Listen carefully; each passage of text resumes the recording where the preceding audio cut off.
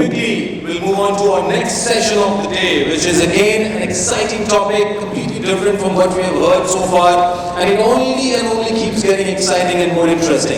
Every single presenter, every single panel has something different to talk about on some different challenges, different solutions, different opportunities. So coming up now is Insurance in India, Challenges and Opportunities. And to present this, I would like to call on stage with a big round of applause, Mr. Gangadhar Heralgi, CTO from Monocept. A big round of applause to Gangadhar ji.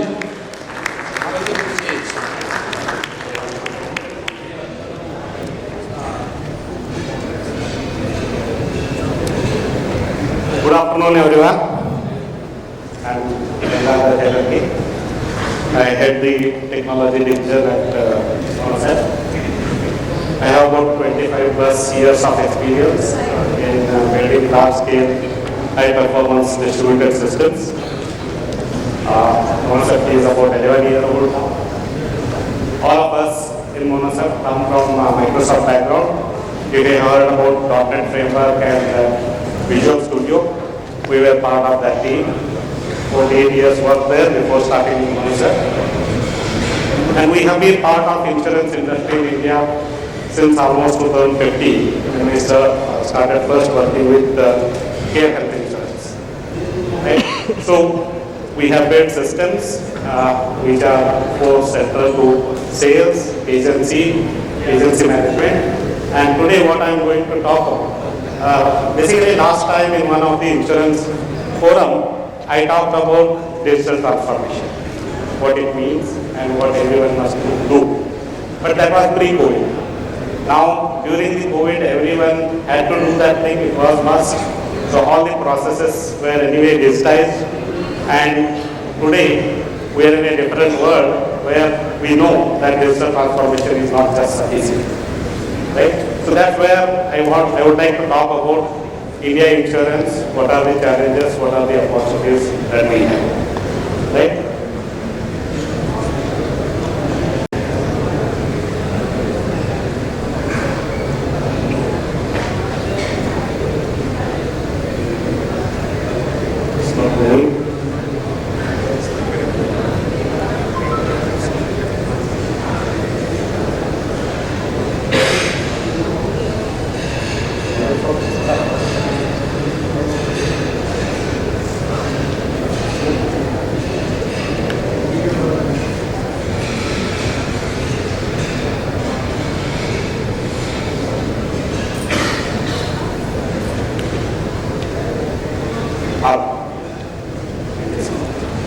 So insurance in India, as part of that thing, I will cover certain macroeconomic conditions that we are seeing, not just the macroeconomic conditions, and how that is resulting to newer ways, newer models that we are going to deal with, and then the challenges to tackle those new models and the opportunities that we all have. Right?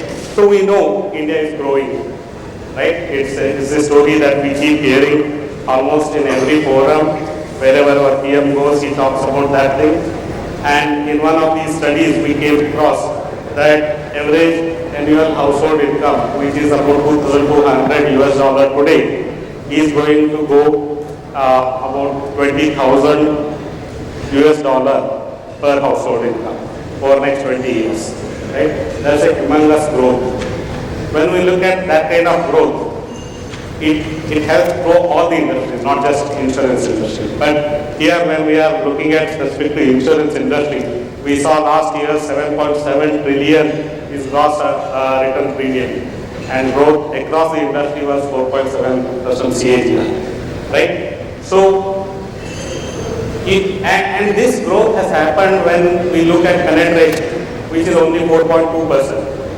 So that means even if it has to go and reach the target that our savvy regulator wants to achieve by 2047, 100% coverage, right? So to reach that, forget even 100% coverage, even if this 4.2% reach has to become 8%, it is going to put enormous load on our today's systems to be able to go and sell insurance, integrate with all the partners that we have in the system, and so many more things.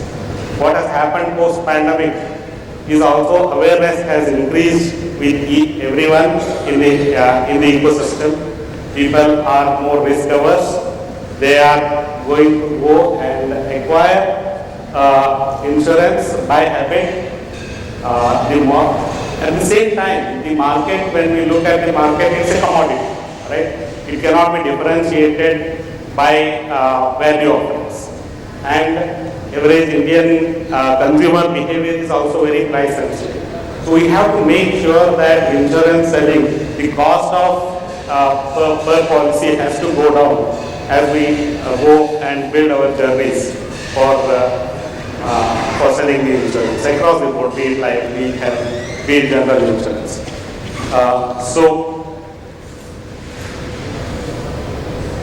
when we look at any industry which is going to grow, there are going to be, it is going to be attracted by partners, investment community, both internal in India.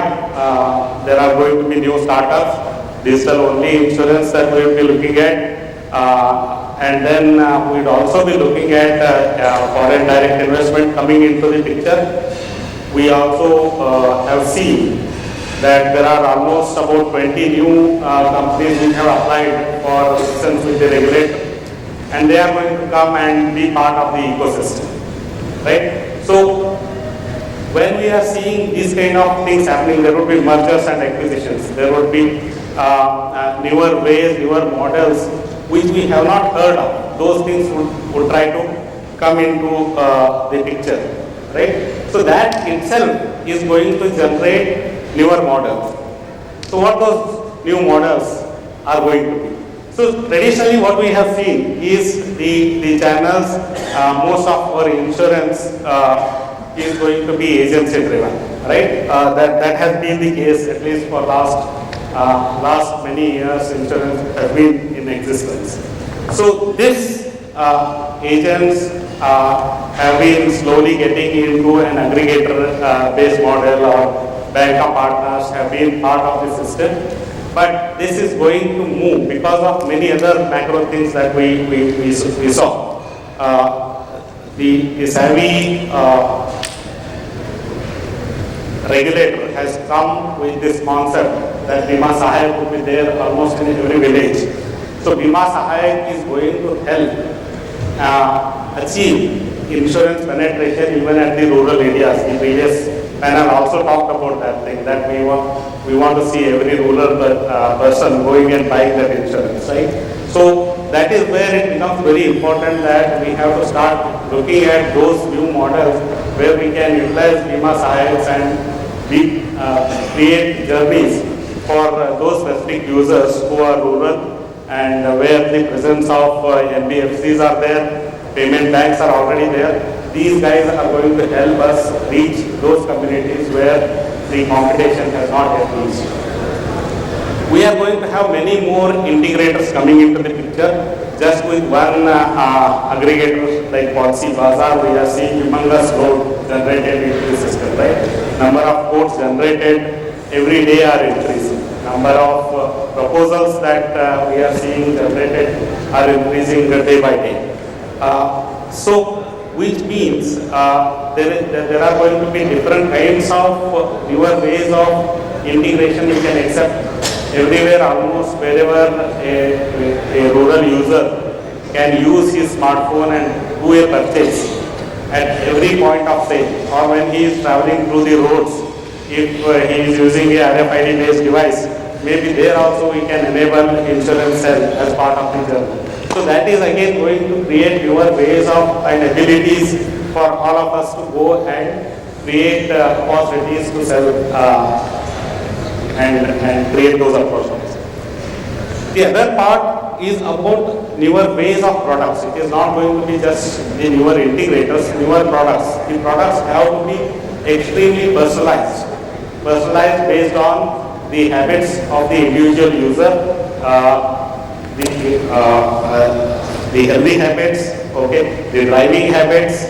They have to be customized based on his usage, claim, personal profile. and they have to be small ticket because of the price sensitive nature of things.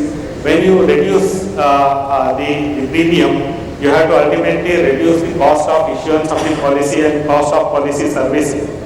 That's where it is going to throw up many more challenges for our existing systems. So what are those challenges? Right?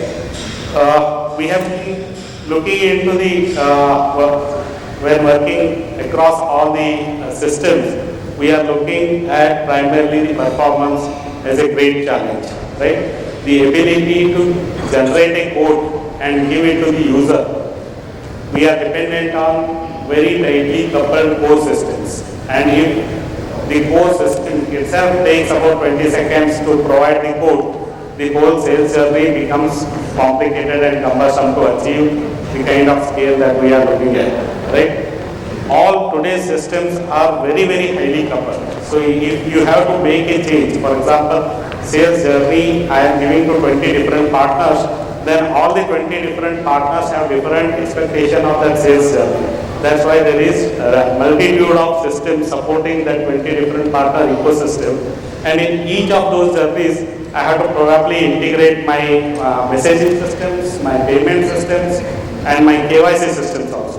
So that makes it very difficult for us to go and introduce a capability to integrate a new partner into the system and or integrate a new sales journey into the system based on the partner need.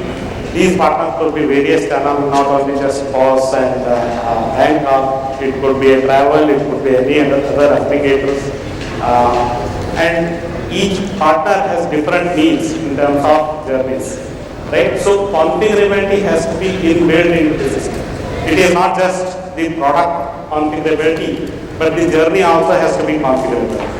Each product, whether it can be sold through a particular channel, whether it is a straight-through processing or it has to go through non-straight-through processing, or whether I should first capture the proposal details or whether first I should start with KYC. All these kind of things should be left to the business users rather than developing them, custom developing them when we have to develop for each partner when he comes on board. Similarly, what product can be offered on which channels, what add-ons I can offer on these channels, or if I can combine multiple products and sell them on a particular channel, all these things have to be configurable in the system. And while the configurability is in place, we have to build ability to integrate with multiple systems. It could be commercially off-the-shelf components or custom-built components. The capability to integrate very easily needs to be built, which is not present in the system. Right? So these are some of the challenges when we are looking at with today's systems. So what is the solution? Right? What is the opportunity that it is giving us? The solution is to build highly distributed and decoupled systems. What I mean by this is you have to think of those independently scalable components. When you are thinking of code generation system, the premium generated should be very quick within sub-second response, and also even if today you are generating about 10,000 codes and the volume goes to 20,000 codes, that particular code generation system should be independently decoupled and independently scalable. Right? So you have to then build systems like code generation system, then there is a deloop system, then there is a proposal processing system, payment system. All these things have to be differently provided as separate microservices which can be released very easily, managed very easily by independent teams rather than getting them into a combined monolithic system. Right? So the solution again here is not just going to be just distributed and decoupled systems. We have to think of microservices. These microservices have to be event-driven. That means if you have to send an SMS, it cannot be like individual components are calling an API, and when you change your provider or when you change your SOA architecture, you have to change all the systems which have supposed to send that SMS. So it has to be message-driven, where you publish the message and the messaging systems can pick that up and send the SMS. Right? So event-driven microservices architecture are going to be the key here to be able to build those scalable systems. At the same time, you have to build the solution in a way that it is decoupled from your core system.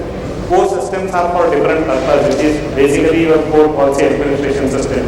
You cannot be using that to generate code or create the proposal and all of that thing. Then it will significantly slow down and you will not be able to take advantage of how the growth is coming into the system.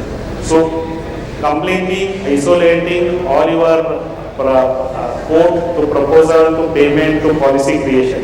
All of these things have to be isolated from core policy administration system, and that's when you will be able to go and build a scalable system.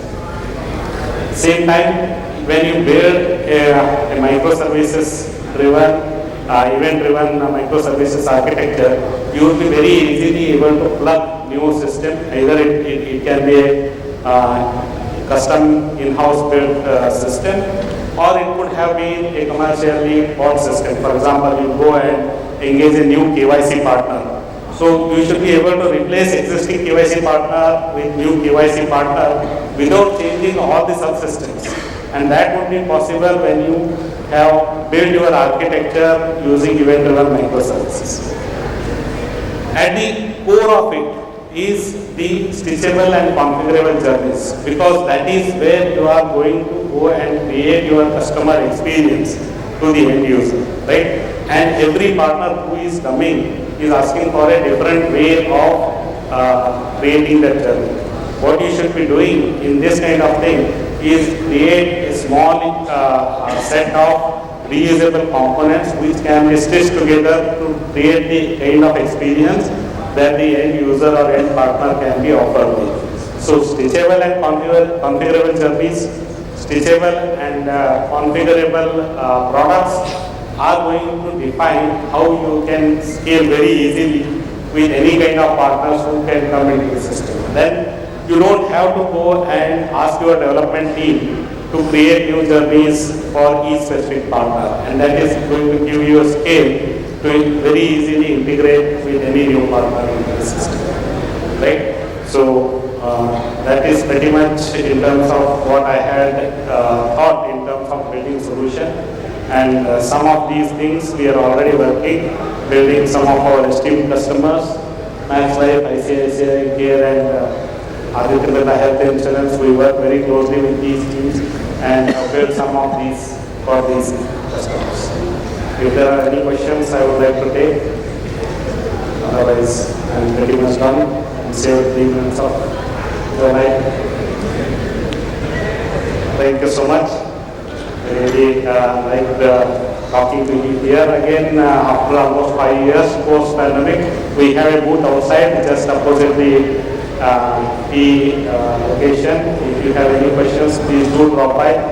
My team will be there to help you with your questions. Thank you so much. Thank you so much, Gangadhar ji, for the wonderful presentation. We request you to kindly be on stage. And I would like to call on stage Dr. Lakshmi Mansur, Senior Vice President and Underwriting and Medical from HDFC Life, to kindly do the honors of facilitating Gangadhar ji here.